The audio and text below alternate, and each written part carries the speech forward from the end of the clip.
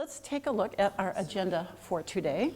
So I'm going to be doing some introductions, a little bit about what the heck I'm doing now in my business, but then we're going to move to I have a few stories, a few things to tell about what's going on in coaching today, etc. And then we're going to move to Susanna Verscheiden. Susanna, here she is. We'll introduce her more later, and she's going to share a case study. She's at Philips, and she'll look at how she's getting the top MT of health and wellness to sharpen and improve their coaching skills and apply them to support talent management, to support the talent strategy. And then we'll have a half an hour break, networking break, because the biggest piece of feedback we got last time was more interaction, both in the sessions and outside of the sessions. So we have ample room for you to get to know each other better.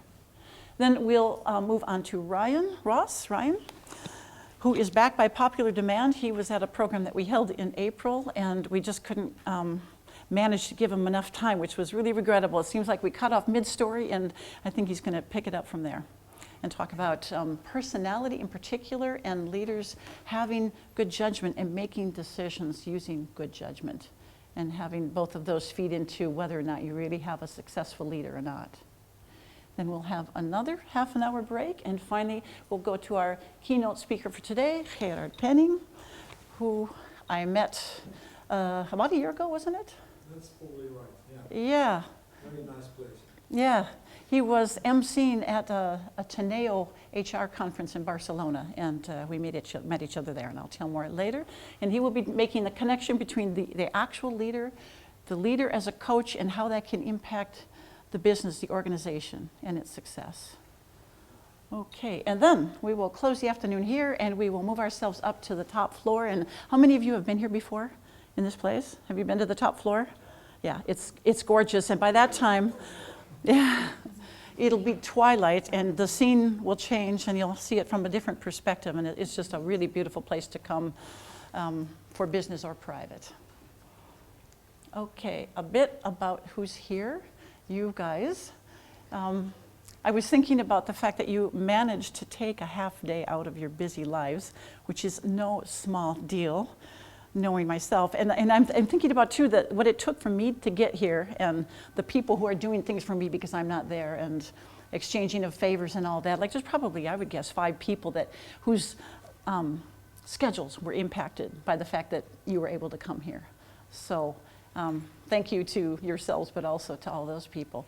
Let's look at who's here.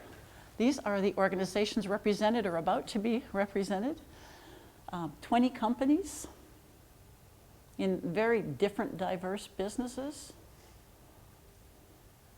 So maybe nationality-wise, how many of you are from the Netherlands? Okay. How many are not from the Netherlands originally? Okay, you want to just say where you're from, what country? States. Belgium.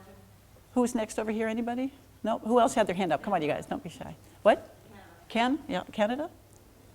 Over here? Belgium. Anyone else? Denmark? Yeah. Yeah? Okay.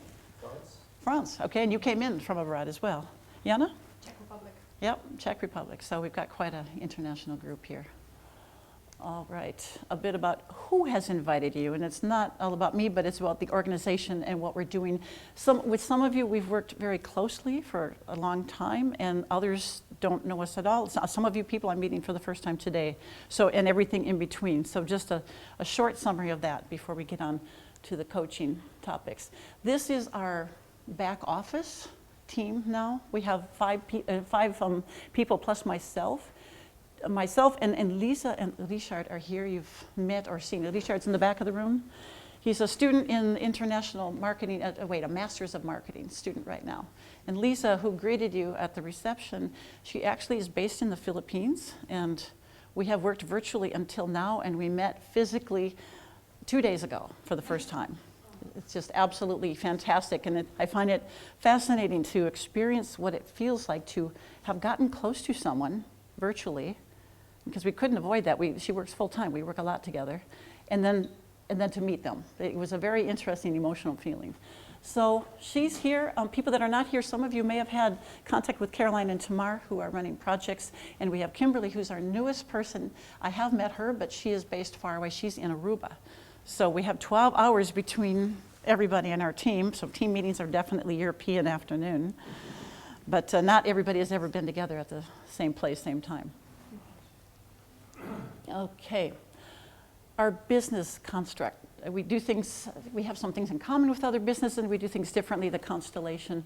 We work virtually, as you just heard, and we work globally, so we have people in our network all over the world. And that's the second comment here. Actually, we source on a needs basis. So if I'm asked to find a coach in Mexico City, I get on it, and we have a three-pronged process for doing that, which I find fascinating to kind of evolve through time. So my first step is to tap into somebody who is in my, I call them my network beehive. I have people all over the world that are very well networked, and we also really align on what coaching is, what quality coaching is. So I know that if they recommend someone, they do it quite carefully. So that is, for me, the biggest filter right there, recommendation of a really excellent coach. And they know the good coaches in their region.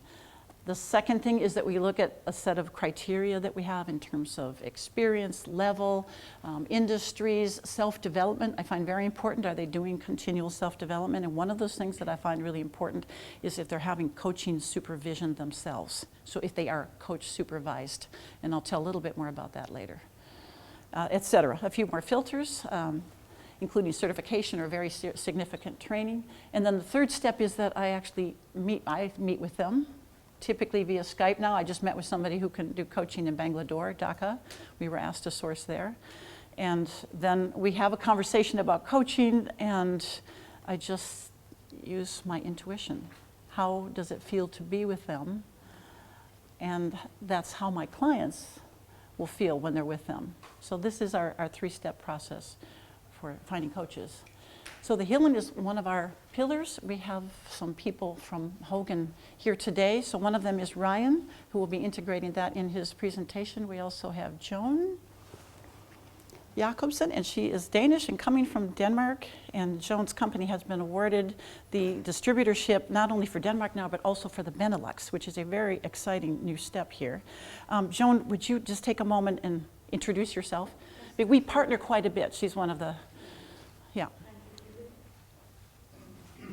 Thank you. Yeah, first of all, thank you, Julie, for Yeah. giving us the opportunity to join your wonderful event. Yeah, And, thank you, and thank you. To introduce Hogan. I come from AMD Resources. We are originally based in Denmark, and we've been working with Hogan for 13 years now. And we are distributors for the Benelux and for Denmark. We deliver Hogan products, and we train our clients to use Hogan and support them. And besides that, we also do consulting. And so our purpose is actually to help our clients make the best people decisions based on valid, robust assessments. So we do certification training. We do advanced workshops based on Hogan, both in the Benelux and in Denmark. And if any of you are interested in hearing more, please. Right. Yeah. Thank you. Thank you. So I haven't seen a question about personality, psychology, et cetera, the Hogan that Joan hasn't been able to answer. She's a real expert in that area. We also have Fleming here from Hogan. You're the business manager? Yes, and we have Gitta, who's supporting as well today, all coming from Denmark. Okay, we have, it's a dynamic number, so give or take 100 associates in our network, people who we have given work to, we are giving work to, or we're expecting to be giving work to in different places. And we do that sourcing on a needs basis instead of setting up a network and then hoping to get business in that part of the world. It's making sense.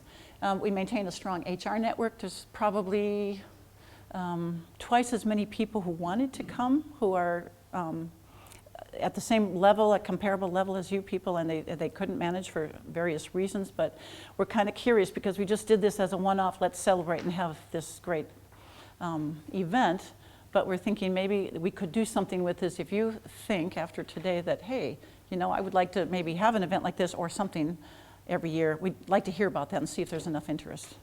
So just have a think about it as you experience today. And we use flexible partnering, so we partner with people. We have no formal partnerships, but we have informal partnerships like the way Joan and I have partnered. And also I have another partner in the room, and that's Sandra Beets, and we've done lots of work together, coaching, and she does a great deal of coaching for us and also team coaching.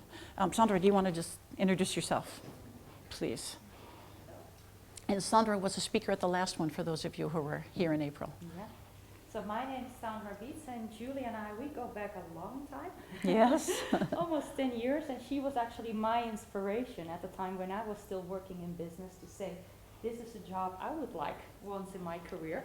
And it happened around 6 years ago. Yeah. So now we partner together. So I do a lot of one-on-one coaching, senior management, up to C-level, and a lot of team coaching. So Yeah. actually with Julie, every time you get a request on team coaching in the Netherlands, we very much work together. And that could be issues where teams are not buying in, management teams, into the strategy, to the behaviors, interpersonal skills totally not aligned, getting to work together. Mhm. We're actually going to work this week starting with a team, a leader who is building a whole new team in her career for the first time from scratch, handpicked every leader, which is across the whole world. They've never seen each other.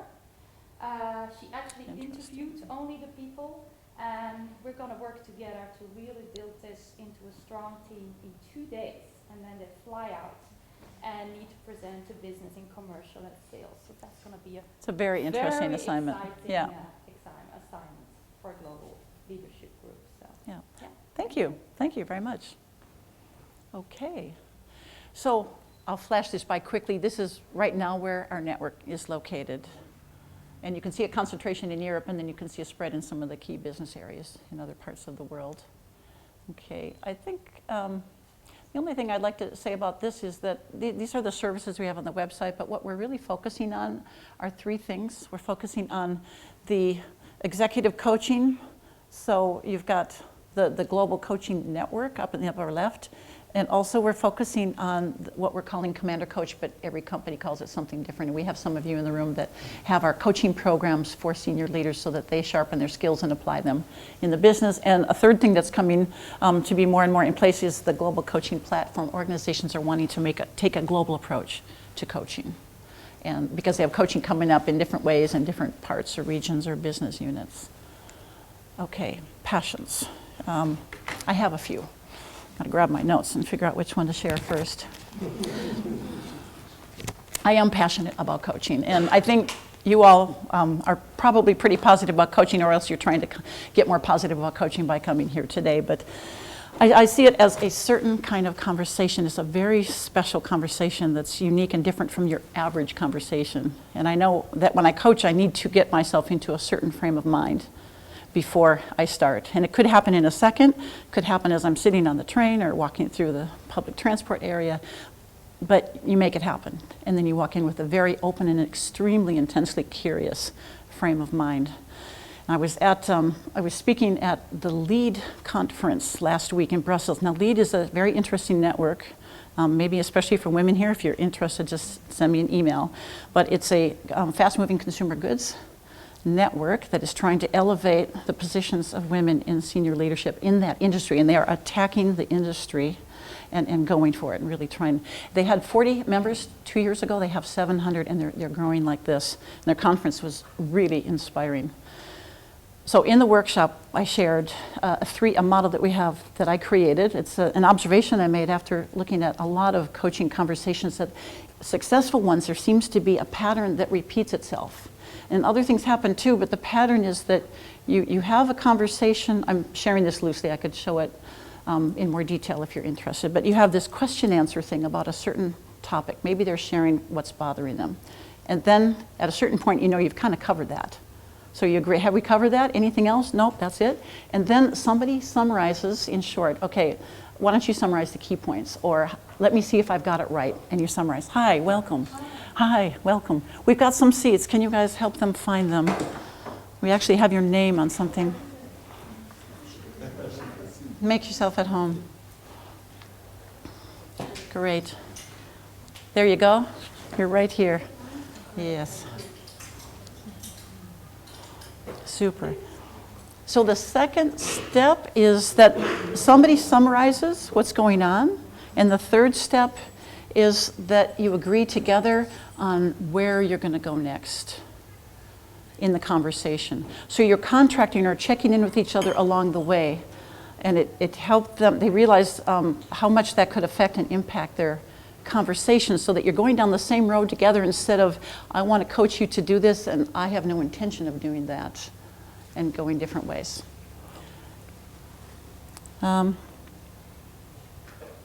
Another thing going on in the industry, I was looking for a coach in New York City, found one. Her name is Judith Glasser, and I mention the name because she's getting very big very quickly in the coaching industry. How many of you may have heard of the virtual network WBEX? Okay, they have virtual coaching conferences, et cetera, and they're, if you're an executive coach and that's your profession, you may well have been found by them. And she's launching she's changing the industry by her look at conversations. She's been doing research on psychology for 30 years and how you conduct conversations. And we've had some Skype calls where because I'm interested in the coaching conversation, she's interested in the overall conversation, so we have a lot of overlap there. And if you want to know more about her, she's offering some webinars that are really well done. I had to just drop my emails and listen to the entire webinar because it was just fantastic. So if you're interested, send me an email. I'd be happy to share that with you. I'm coaching, this is my last one here. I'm coaching a young woman who's blind in the States. And actually, I reached out to her and volunteered to coach her for partly egoistic reasons. I wanted to know more, because so much is done virtually, I wanted to know more about how do they pick up on what's going on, the unspoken. They never see anyone. And here we are complaining if we can't have visuals or be face-to-face. And they never get to be visually face-to-face. So we're exchanging favors right now. I've asked her I'm coaching her, and I've asked her to write a blog post. So sometime in one of our future blog posts, you'll hear more about what it's like and how you can really sharpen all of your other senses, because one of them is entirely out of commission.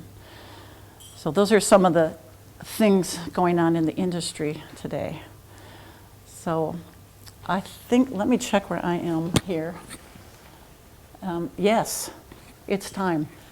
Hopefully you're sitting next to someone you don't know. That may or may not be the case, but find somebody you don't know. And what I'd like to ask you to do is to introduce yourself, share something unusual about your name. I'll just kick it off by sharing something about mine, because my name is so average and boring. There are thousands of Julie Johnsons, especially in North America. So when I came over to Europe, I was so happy to be a bit different. But the unusual thing about my name is that my father dated a Julie Johnson before he met my mother. And so then they broke up, he met my mother, and then they get married, and they decided to have a child, and then he wanted to name his daughter Julie Johnson, and she could handle it. So that's the story about my name. Okay, we're going to set up for Susanna, so in the meantime, why don't you meet somebody you don't know and share something unusual about your name.